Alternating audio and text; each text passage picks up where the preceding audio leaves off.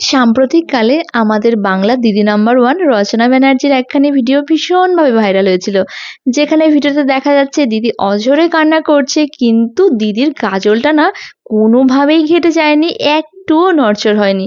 তো অনেকের মনে এটা নিয়ে খুব প্রশ্ন ছিল, দিদি কি এমন কাজল ইউজ করেছে যে দিদির কাজলটা এতখানি স্মাচ প্রুফ। তো আজ আমি রচনাদির সেই ভাইরাল কাজলের সিক্রেট নিয়ে চলে এসেছি। মেনলি আজ আমি আপনাদের সাথে দুটো হ্যাক শেয়ার করব, যেটা ভাবে করে যদি আপনারা কাজল অ্যাপ্লাই করেন, তবে কান্না, বন্যা, ঝড়, ভূমিকম্প যাই হয়ে যাক না, কিন্তু আপনাদের কাজল কিন্তু যেমনটা ছিল তেমনই থাকবে, একদম কোনো নড়চড় হবে না বা স্মাজ হবে না। তো চলুন ভিডিওটা শুরু করা যাক।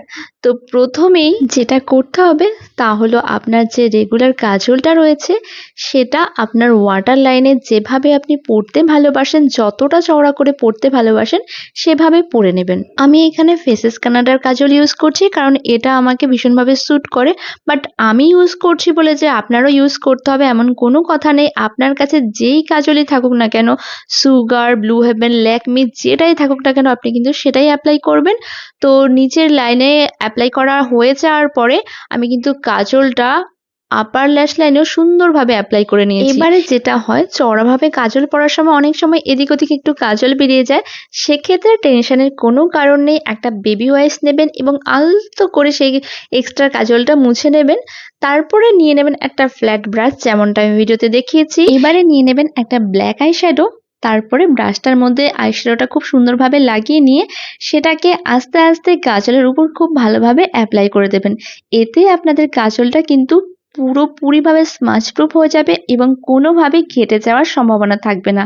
আর যখনই এইভাবে চওড়াভাবে কাজল পরবেন না, একটু চেষ্টা করবেন যে আমাদের ইনার কর্নারটা আছে সেখানটাকে একটুখানি শার্প করে দিতে। আর এই শার্প লাইনটা টানার জন্য আমি সবসময় একটু লাইনার ইউজ করে থাকি, কখনো কখনো কাজল দিয়েও করি। বাট কাজলের থেকে লাইনারটা একটু সেফলি করা যায়, শার্প লাইনটা টানা যায়, তো সেটা দেখতে বেশি ভালো লাগে। তারপরে আমার যে আইল্যাশ কার্লার ছিল, সেই কার্লারটা দিয়ে আমি আইল্যাশগুলোকে একটু কার্ল করে নিয়েছি।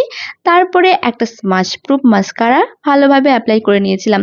আর এখানে আমি আপনাদেরকে একদম ক্লোজ থেকে দেখিয়ে দিচ্ছি যে কাজলটা কতটা স্মাচ প্রুফ হয়েছে এবং কি সুন্দরভাবে চোখের উপরে বসে রয়েছে।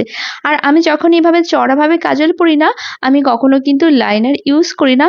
তবে আপনাদের অনেকের রিকোয়েস্ট ছিল যে কাজলের সাথে লাইনার কিভাবে অ্যাপ্লাই করা যায়, তো সেটাও আমি ভিডিওতে আগে আপনাদের সাথে দেবার চেষ্টা করব। তো একটা হ্যাক তো আমি শেয়ার করলাম কিভাবে কাজলকে টোটালি স্মাচ প্রুফ করা যায়। তো এবারে চলুন দ্বিতীয় হ্যাকটাও শেয়ার করি। তো তার জন্য আমি প্রথমে কাজলটাকে একটু ভালোভাবে মুছে নিয়েছিলাম এবং তারপরে আবার কাজল অ্যাপ্লাই করে নিয়েছি। তো দ্বিতীয় হ্যাকটা করার জন্য কিন্তু আমি আগের বারের মতোই চওড়া করে কাজল পরে নিয়েছি, এবং দ্বিতীয় যে হ্যাকটা রয়েছে সেটা কিন্তু আগের বারের থেকে আরও অনেক ডিফারেন্ট এবং আরও অনেক সহজ। তো যা করতে হবে, আপনাদের কাছে যদি এরকম ম্যাট লাইনার থাকে, আমার মনে হয় সবার কাছে এই ল্যাকমির এই লাইনারটা রয়েছে, তো এই লাইনারটাকেই নিয়ে একদম কাজল যতটা আমরা পরেছিলাম সেই পরিমাণে সুন্দরভাবে কাজলের ওপরে অ্যাপ্লাই করে দিতে হবে। এতেও কিন্তু আমাদের কাজল ভীষণভাবেই স্মাচ প্রুফ হয়ে যায়, টোটালি স্মাচ প্রুফ হয়ে যায়, আমি একদম 100% গ্যারান্টি দিয়ে আপনাদেরকে বলতে পারছি। আর এখানেও আমি একদম ক্লোজ আপ নিয়ে আপনাদেরকে ভিডিও শেয়ার করে দিলাম যে কাজলটা কতখানি দেখতে সুন্দর লাগছিল। চলুন এবারে আপনাদের দেখিয়ে দিই যে কাজল পরলে কিভাবে লাইনার অ্যাপ্লাই করা যেতে পারে। আমি না কাজল পরলে কখনো লাইনার অ্যাপ্লাই করি না, লাইনারের পরিবর্তে আমি এরকম কাজল পেন্সিল ইউজ করি, এবং পেন্সিলটা দিয়ে আমি আইলিডের ওপরে হালকা হালকা করে লাইন টেনে দিই একটু চওড়াভাবে।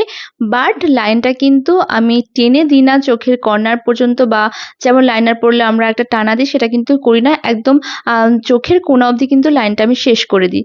তো এইভাবেই দু চোখেই আমি কিন্তু লাইনটা টেনে দিয়েছিলাম একটু চওড়াভাবে। আজকের এই দুটো হ্যাক আপনাদের কেমন লাগলো আমাকে কিন্তু অবশ্যই কমেন্ট করে জানাবেন, এবং আমাকে কাজল পরলে কেমন লাগে সেটাও জানাবেন, এবং কোন লুকটা বেশি ভালো লাগলো, মানে ওপরে লাইনার পরার পরে না লাইনার পরার আগে, সেটাও আমাকে জানাবেন।